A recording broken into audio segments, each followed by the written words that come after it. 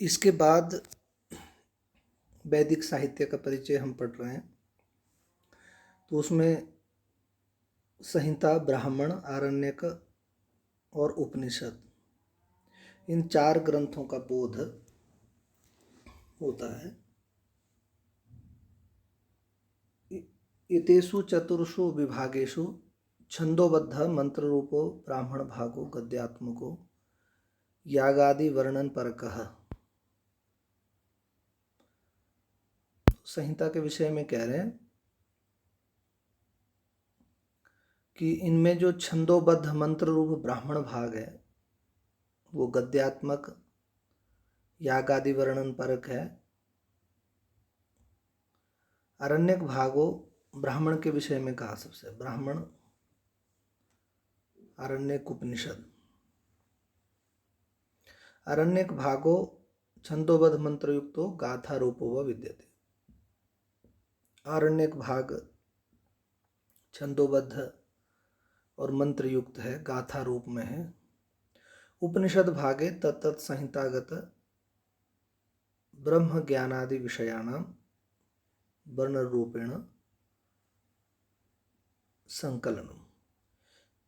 तो ये भी पूछते हैं कि उपनिषद किसे कहते हैं। तो उपसर्ग और नि उपसर्ग पूर्वक शद्रली धातु है, शद्रली विशरण गति अवसाधन, ये अर्थ हैं उसके।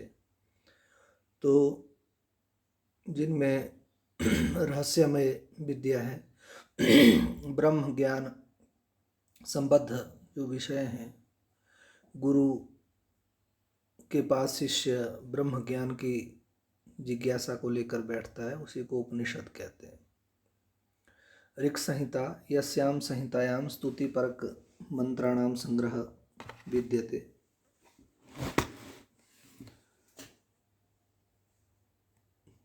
यजुः संहिता, तो स्तुति परक मंत्र है इसमें ऋक्। यजु संहिता यस्याम संहितायाम याजकीयानाम मंत्राणाम संग्रह विद्यते। साम संहिता यस्याम संहितायाम गायन परक मंत्राणाम संग्रह विद्यते। याजकीयानाम मतलब यज्ञ संबंधी वर्णन यजुर्वेद में है, यज्ञ कर्मकांड इत्यादि का वर्णन यजुर्वेद में है। और ऋग्वेद में विविध देवताओं की स्तुति परक मंत्र हैं। ये चारों वेदों का विषय बता रहे हैं। और साम संहिता में गायन परक मंत्र हैं, साम गान जिसको कहते हैं। तो उसमें उनको गा करके करते हैं साम गान, वो भी एक स्तुतियाँ ही हैं, परंतु विविध स्वरों से या गान परक वो मंत्र संग्रह है। अथर्वे संहिता यस्याम संहितायाम विविध विघ्न, ये ध हो गया है, विघ्न है ये, विघ्न विनाशका अभिचारिक मंत्राणाम संग्रह विद्यते। अथर्ववेद का विषय वस्तु के बारे में कहते हैं कि अथर्ववेद संहिता में इस प्रकार से जो विविध विघ्न मनुष्य के जीवन में भौतिक रूप से विघ्न आ जाते हैं या आध्यात्मिक रूप से, उनका विनाश करने के लिए अभिचारिक मंत्राणाम संग्रह विद्यते से विशेष रूप से कहते हैं कि मारण, मोहन, उच्चाटन इत्यादि इस तरह की अनेक विद्याएं आयुर्वेद इत्यादि अथर्ववेद संहिता में विद्यमान। प्रधानतया वेदो द्विविधा मंत्र रूपो ब्राह्मण रूपश्च। तो ये आप नोट कर सकते हैं कि मंत्र रूपो ब्राह्मण रूपश्च, वेद 2 प्रकार का हो गया, एक मंत्र रूप में और एक ब्राह्मण रूप में। तो मंत्र समुदाय एवं संहिता शब्देन व्यवहृता। तो संहिता किसको कहता है, कहा जाता है, तो मंत्र समुदाय जो है वही संहिता शब्द के द्वारा कहा जाता है। और ब्राह्मण रूप वेद भागस्तु संहिता भागस्य व्याख्या रूप एव। ब्राह्मण भाग जो है वो क्या है, तो जितना ये चारों संहिता हैं, ऋक् संहिता, यजुः संहिता, साम संहिता, अथर्व संहिता, इनके जो चारों का जो व्याख्या है, क्योंकि संहिताओं में मूल मंत्र हैं तो उनका व्याख्या भाग है, तो उसी को ब्राह्मण कहते हैं। ब्राह्मण ग्रंथों की ब्राह्मणम, तो ब्राह्मण ग्रंथ स्वयं भी ब्राह्मण है। और इसके बाद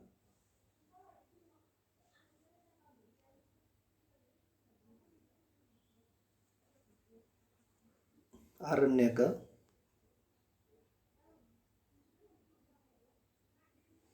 आरण्यकम उपनिषदश्च यज्ञ स्वरूप प्रतिपादको ब्राह्मण भाग, तो ब्राह्मण ग्रंथों पे ब्राह्मणम। इसके बाद कह रहे हैं कि आरण्यकम उपनिषदश्च यज्ञ स्वरूप प्रतिपादको ब्राह्मण भाग, तो यज्ञ स्वरूप का भी प्रतिपादन है ब्राह्मण में। आरण्य पठिता यज्ञ से आध्यात्मिकम रूपम विवेचयन्तः वेद भागा आरण्यकानि, आरण्यकम एक वचन से भी कह सकते हैं व्यक्ति पक्ष में। अरण्य पठिता कि अरण्य कहते हैं वन को, जंगल को, तो वहाँ ऋषि मुनि तप करते थे और वहाँ यज्ञ इत्यादि का आध्यात्मिक स्वरूप क्या है उन विषयों पर वहाँ चर्चा करते थे, विवेचन करते थे, तो इसलिए इनका नाम आरण्यक पड़ गया। उपनिषदों ब्रह्म बोधिका मोक्ष साधनी भूता, तो उपनिषद का विषय क्या है? ब्रह्म बोध, क्योंकि यह बहुत रहस्यमयी विद्या है, ब्रह्म विद्या। तो शिष्य जब जिज्ञासा भाव से गुरु के समीप ब्रह्म विषयक जिज्ञासा करता है तो उसी का नाम उपनिषद है, और गुरु जो समाधान देता है उसको आत्मा, परमात्मा, ब्रह्म, इस प्रकार का इन सारे विषयों पर ज्ञान शिष्य को देता है, तो वही उपनिषद है। तो अयमे भागो वेदानाम अंतिम भागतया वेदांत इत्युच्यते, तो उपनिषदों नाम वेदांत प्रमाणम, ये भी वाक्य है कि उपनिषदों को, उपनिषद जो भाग है वो वेदांत में भी अंतर्भूत होता है। तो ये भी प्रश्न कई बार पूछता है कि उपनिषदों किसके अंतर्गत आते हैं, तो ये वेदांत, वेदानाम अंतिम भागतया, तो वेदांत के अंतर्गत उपनिषदों का परिगणन है, वेदांत के अंतर्गत ये वेदांत उच्यते, अंतिम भागतया वेदांत उच्यते। तो ऐसे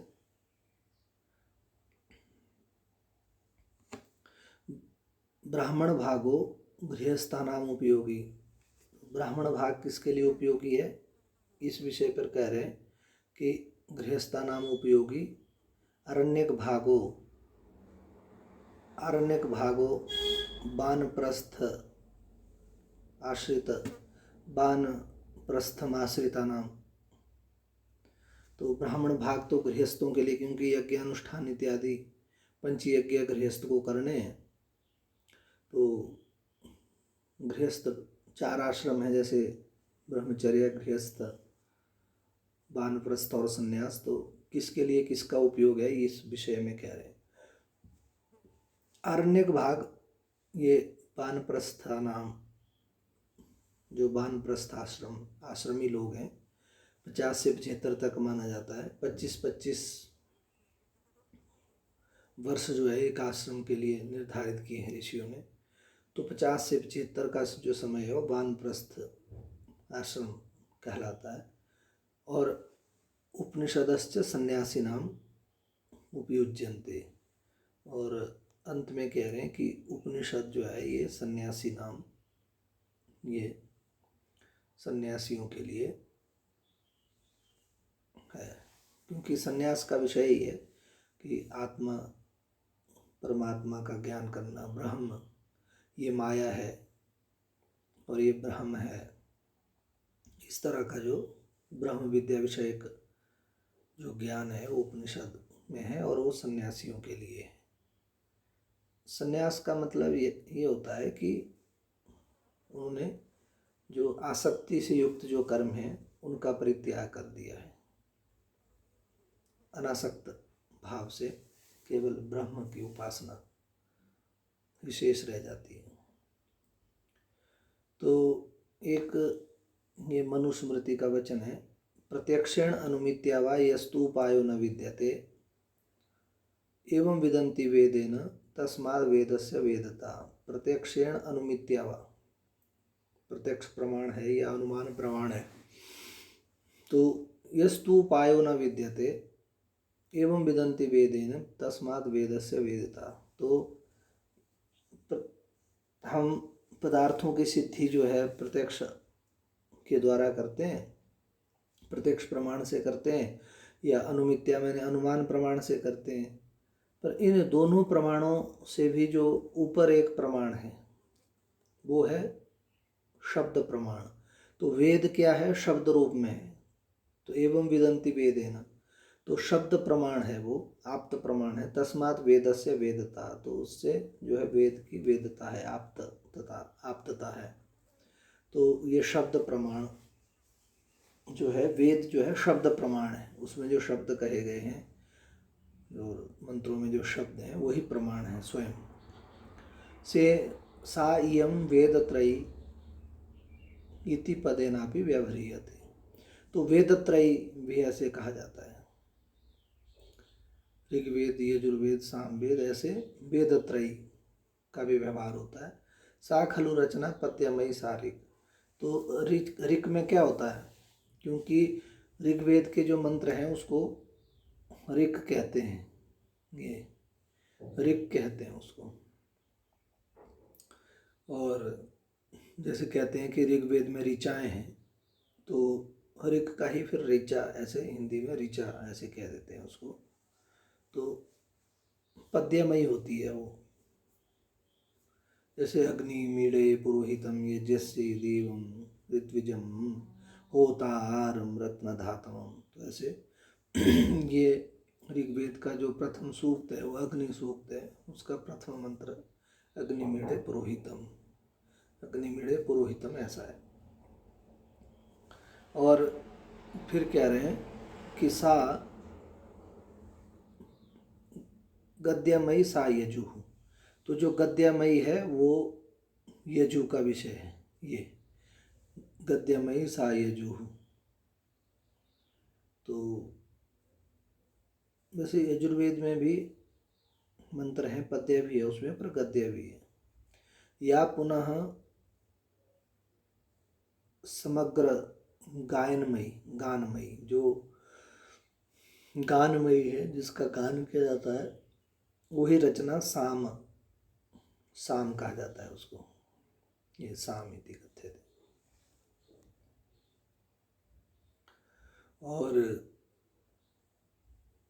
ऋग्वेदेपि अथर्ववेदानाम उल्लेख दर्शनात्। ऋग्वेद में अथर्ववेद के भी कुछ मंत्र हैं, इस तरह से कहते हैं।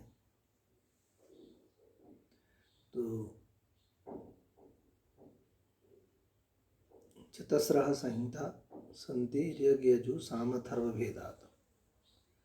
तो 4 संहिताएं हैं, कह रहे हैं।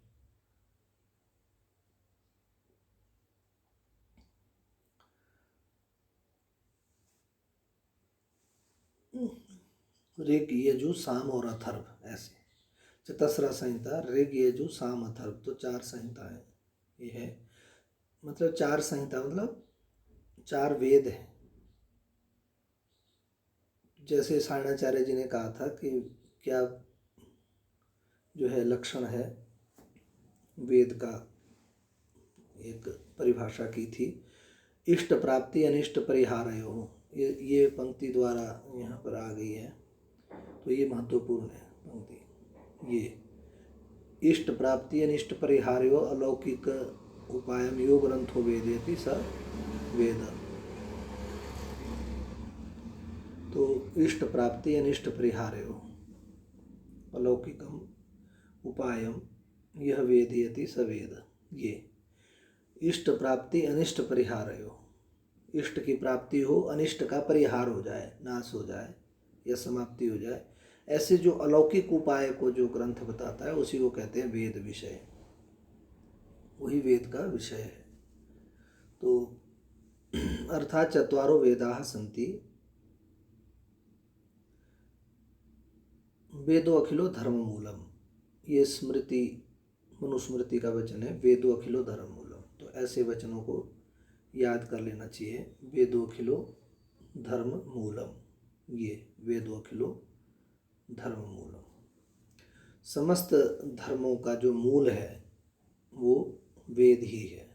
जो कुछ भी धर्म या संप्रदाय कह लो, या जो अलग अलग धर्मावलंबी लोग हैं, यह धर्म का जो लक्षण मनुस्मृति में दिया है, धृति जो समोदमो तपो अस्तेय, शौचम इंद्रिय निग्रह, धीर विद्या सत्यम अक्रोध दशकम धर्म लक्षणम, तो सब धर्मों का मूल जो है वेद ही है। अखिल मैंने समस्त, वेदो अखिलो धर्म मूलम। तो व्याकरण महाभाष्य में भी कहा गया है कि ब्राह्मणे निष्कारणो धर्मः षडंगो वेदो ध्येयो गेयश्च। तो ब्राह्मण का ये निष्कारण धर्म है, बिना किसी कारण के उसका धर्म है, मतलब उसका कर्तव्य है कि षडंगो वेदो ध्येयो गेयश्च, कि षडंग वेद का उसको अध्ययन करना चाहिए और उसको जानना चाहिए। आगे कह रहे हैं वेदानाम उपादेयता शतपथ ब्राह्मणे। वेदों की क्या उपादेयता है? शतपथ ब्राह्मण में कहा गया है 11.5.6.1 में। तो उसमें ऐसे कांड हैं, अध्याय हैं, मंत्र हैं, संख्या है। इस दृष्टि से यावंतम हवै इमां पृथिवीं वित्तेन पूर्णां तदत लोकम जयति त्रिभिस्तावंतम जयति भूयांसम च अक्षय्यम च य एवं विद्वान अहरह स्वाध्यायमधीते तस्मात् स्वाध्यायो अध्येतव्यः। तो इमां पृथ्वीं वित्तेन पूर्णां तदत लोकम जयति त्रिभिस्तावंतम जयति भूयांसम च अक्षय्यम च एवं विद्वान हरः स्वाध्यायमधीते तस्मात् स्वाध्यायो अध्येतव्यः। तो इसमें यही कहा है कि जैसे कहते हैं स्वाध्याय प्रवचनाभ्याम मां प्रमदितव्यम, तो स्वाध्याय करना ही चाहिए, अध्ययन करना ही चाहिए। वेदज्ञस्य प्रशंसायां मनुस्मृतिकारः मनुस्मृति ग्रंथे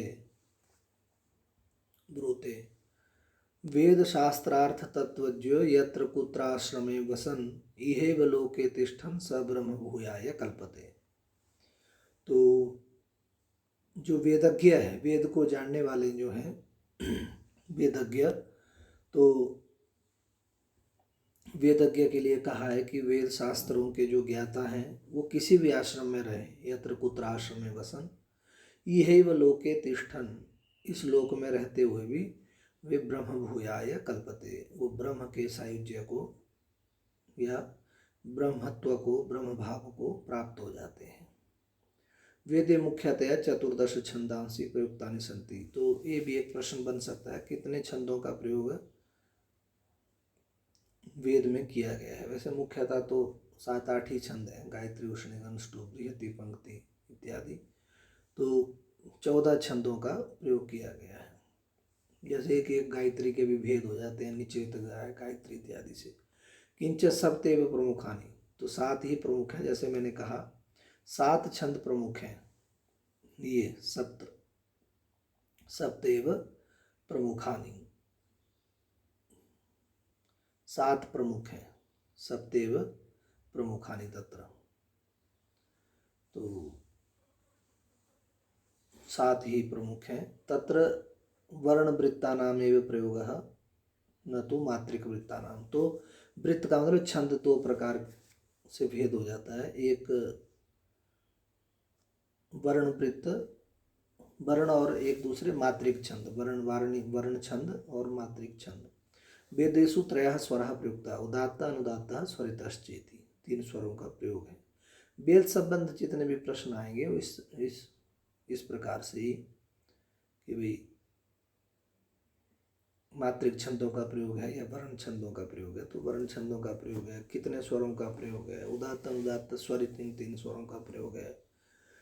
तो मुख्य रूप से वेदों में कितने जो छंद हैं, तो 7 प्रमुख छंद हैं। ऐसे छोटे छोटे प्रश्न जो है इनको याद कर लेना चाहिए इस रूप में। आगे कह रहे हैं कि वेदेषु अष्ट विकृतयः, ये भी एक महत्वपूर्ण प्रश्न है, बहुत बार इसको इनको पूछते रहते हैं कि जो विकृतियां हैं वो कितनी हैं। विकृतियां का मतलब जो वेदों के मंत्रों का पाठ होता है तो उनको 8 प्रकार से कर सकते हैं। जैसे आपने देखा होगा जो वैदिक लोग हैं जो सस्वर वेद पाठ करते हैं वो जटा पाठ, माला पाठ, शिखा पाठ, रेखा, ध्वजः, दंडः, रथः, घनः, इसको मिलाने के लिए भी पूछ लेता है आपस में, ऐसे मिलान के लिए भी, और क्रम भी पूछ लेता है कि भाई तीसरा वाला पाठ कौन सा है, पहला जटा है, दूसरा माला, तीसरा शिखा, तो एक सीक्वेंस क्रम भी पूछ लेता है। तो उन 8 के 8 को कर लेना चाहिए। ये 8 विकृतियां हैं, 8 प्रकार से वेद मंत्रों का उच्चारण होता है या पाठ होता है। जटा, माला, शिखा, रेखा, ध्वजा, दंडा, रथा, घ्ना, ऐसे एक श्लोक के रूप में जटा, माला, शिखा, रेखा, ध्वजा, दंडा, रथा, घ्ना, ऐसे घन, तो ऐसे घन पाठ, रथ पाठ, ऐसे। तो दक्षिण भारत में अभी भी या उत्तर भारत में भी जो 8 विकृतियों सहित वेद पाठ करने वाले वेद पाठी होते हैं। आगे कह रहे हैं जो मैंने श्लोक बोला था, जटा, माला, शिखा, रेखा, ध्वजा, दंडा, रथो, घना, अष्टौ विकृतयः प्रोक्ता क्रम पूर्वा महर्षि भी। ये श्लोक याद कर लेना चाहिए कि जटा, माला, शिखा, रेखा, ध्वजो, दंडो, रथो, घना, इस तरह से इसको स्मरण करना चाहिए। ऋग्वेदस्य 10वें मंडले संवाद सूक्तानि सन्ति, तो संवाद सूक्त हैं 10वें मंडल में। तो यम यमी संवाद, ये भी पूछ लेता है कि ऋग्वेद के 10वें मंडल के जो संवाद सूक्त कौन कौन से हैं। तो यम यमी संवाद है, पुरुरवा उर्वशी संवाद है, शर्मा पणि संवाद है। ये नेट इत्यादि की दृष्टि से भी पूछता है, और बाकी जो पीजी के लिए एमए इत्यादि जो करते हैं, सीयूटी जो पीजी एंट्रेंस प्रोग्राम है उसमें भी पूछता है। तो यम यमी संवाद है, पूर्वा उर्वशी संवाद है, और शर्मापणि संवाद है। तो ये 3 जो संवाद हैं ये इस तरह से 3 संवाद, ये यम यमी, पूर्वा उर्वशी और शर्मापणि संवाद, ये 3 संवाद। बहुत और भी संवाद हैं पर ये इन्होंने 10वें मंडल के संवाद सूक्तों के बारे में पूछा था। तो ये यम यमी संवाद और पूर्वा उर्वशी संवाद और शर्मापणि संवाद, ये भी पूछ लेता है किस मंडल में है। जैसे पूर्वा उर्वशी संवाद बोला तो ऋग्वेद के किस मंडल में है, क्योंकि 10 मंडल है ऋग्वेद में, तो 10वां मंडल ये सही उत्तर रहेगा। तो वैदिक ऋग्वेद से 10वें मंडल है। वैदिक काल से देवता, तो वैदिक काल के देवता, ये एक प्रश्न है। द्युलोकस्य देवता कौन कौन से हैं, क्योंकि द्युलोक, अंतरिक्ष लोक, पृथ्वी लोक, ऐसे 3 लोक, और उन 3 लोकों से संबंध मंत्र वेदों में है। कोई द्युलोक परक मंत्र हैं, कोई अंतरिक्ष के जो देवता हैं उनसे रिलेटेड, उनसे संबंधित मंत्र हैं, सूक्त हैं, और पृथ्वी लोक से संबंधित भी जो देवता हैं उनसे संबंध भी सूक्त और मंत्र हैं। तो कितने स्थानीय देवता होते हैं, तो द्युलोक, अंतरिक्ष लोक और पृथ्वी लोक, ऐसे द्यु स्थानीय देवता, अंतरिक्ष स्थानीय देवता, पृथ्वी स्थानीय देवता, ऐसा भी व्यवहार होता है, इन शब्दों का भी व्यवहार किया जाता है। तो द्युलोकस्य देवता मतलब द्यु स्थानीय देवता कौन कौन से हैं, तो जो द्युलोक में जिनका निवास है, सूर्य वरुण मित्र, ये याद रखें, सूर्य वरुण मित्र। अंतरिक्ष के देवता कौन कौन से? पर्जन्य, वायु, इंद्र, मारुतश्च। ये स्मरण ही करना पड़ेगा, याद करके रखना पड़ेगा कि अंतरिक्ष स्थानीय देवता पर्जन्य है, वायु है, पर्जन्य वायु, पर्जन्य वायु, इंद्र और मरुत, ये चार। पृथ्वी स्थानीय जो देवता हैं वो आपके ये पृथ्वी स्वयं है, उषा है और अग्नि है और सोमादय है। ये चार जो हैं पृथ्वी स्थानीय है। और फिर एक विभाग किया जाता है, ऐसे एक टेबल की तरह बना लेना चाहिए। जैसे इसमें वेद, उसमें ब्राह्मण ग्रंथ, आरण्य ग्रंथ, उपनिषद, मतलब वेद, ब्राह्मण, आरण्यक और उपनिषद, ऐसे एक टेबल की तरह ऐसे बना करके इस तरह से कर सकते हैं। ऐसे वेद कौन है? तो ऋग्वेद है, यजुर्वेद। तो ऋग्वेद का ब्राह्मण ग्रंथ कौन है? ऐतरेय ब्राह्मण है, सांख्यायन ब्राह्मण है, जिसको कौशितकी ब्राह्मण भी कहते हैं। कोष्टक में कौशितकी भी लिखा है, तो सांख्यान भी और कौशितकी भी, ये सांख्यान को ही ऐसे कौशितकी ब्राह्मण भी कहते हैं। तो ऋग्वेद के दो ब्राह्मण ग्रंथ हैं, स्मरण रखें, ऐतरेय और सांख्यायन, और जिसको कौशितकी भी कहते हैं। और दूसरा जो आगे आता है, आरण्यक कौन है? ऋग्वेद का आरण्यक ग्रंथ कौन है? तो ऐतरेय आरण्यक है, जो ब्राह्मण ग्रंथ है ऐतरेय, वही आरण्यक भी है, ऐतरेय आरण्यक और सांख्यायन आरण्यक, सांख्यायन आरण्यक। तो जो ब्राह्मण था वही आरण्यक भी है, इस तरह से याद कर लें। और उपनिषद भी ऐतरेय उपनिषद है और कौशितकी उपनिषद है। तो ये हो गया। ऐसे ही यजुर्वेद का जो ब्राह्मण है वो शतपथ ब्राह्मण है जो उपलब्ध है, और तैत्तिरीय ब्राह्मण। तो यजुर्वेद के दो ब्राह्मण हैं, शतपथ ब्राह्मण और तैत्तिरीय ब्राह्मण, उसको ऐसे स्मरण करें। बृहदारण्य कहा, ये आरण्य कौन कौन से हैं यजुर्वेद के? तो ये देख सकते हैं कि बृहदारण्य कहा और तैत्तिरीय आरण्य कहा, ये आरण्य के यजुर्वेद के, बृहदारण्य कहा और तैत्तिरीय आरण्य कहा।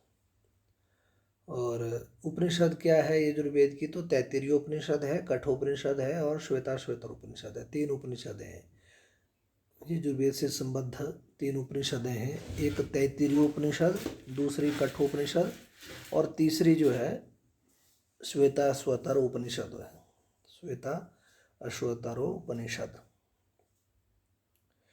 तो ऐसे ही सामवेद के जो ब्राह्मण हैं वो कितने ब्राह्मण हैं? 1 2 3 4 5 6 7 8 9 ब्राह्मण हैं। तो पहला है पंचविंश ब्राह्मण, सामवेद के ब्राह्मणों में पहला पंचविंश ब्राह्मण है। षड्विंश ब्राह्मण, आर्षेय ब्राह्मणम, दैवत ब्राह्मणम, छांदोग्य ब्राह्मणम सबके साथ जुड़ जाएगा। संहिता, वंश, जैमिनीय और साम विधान, ये विधान लिख दिया है यहाँ, साम विधान है। तो पंचविंश, षड्विंश, आर्षेय, दैवत, छांदोग्य, संहिता, वंश, जैमिनीय और साम विधान। और इसके आरण्य क्या हैं? तो तवलकार और छांदोग्य, ये दो आरण्य के, ब्राह्मण के बाद आरण्य और उपनिषद एक क्रम रहता है। तो सामवेद का तवलकार आरण्य के और दूसरा छांदोग्य आरण्य के। उपनिषद में छांदोग्य उपनिषद है सामवेद की, और केनोपनिषद भी है। तो उपनिषदों में दो है, जो आरण्यक था छांदोग्य, जैसे वो ब्राह्मण भी था छांदोग्य, तो वो आरण्यक भी हो गया छांदोग्य, और उपनिषद भी हो गया छांदोग्य, और दूसरा जो उपनिषद है वो केनोपनिषद है। तो ऐसे, और अथर्ववेद का एक ब्राह्मण ही मिलता है, गोपथ ब्राह्मणम। अथर्ववेद का गोपथ ब्राह्मण ही है, इसके आरण्यक और उपनिषद नहीं है। अथर्ववेद का एक गोपथ ब्राह्मण ही है, इसका आरण्यक और उपनिषद नहीं है। इस तरह से इसको कर सकते हैं। तो जैसे ऐतरेय ब्राह्मण, इसमें अध्याय कितने हैं, ये यदि बात आए अध्याय कितने हैं, तो इसमें ऐतरेय ब्राह्मण में अध्याय कितने हैं, तो इस विषय के लिए 44 अध्याया सन्ति, है ना। तो 40 अध्याय। अत्र मुख्य रूपेण सोमयाग वर्णनम अस्ति। सोमयाग का वर्णन इसमें मुख्य रूप से है। तो 40 अध्याय और सोमयाग का वर्णन है।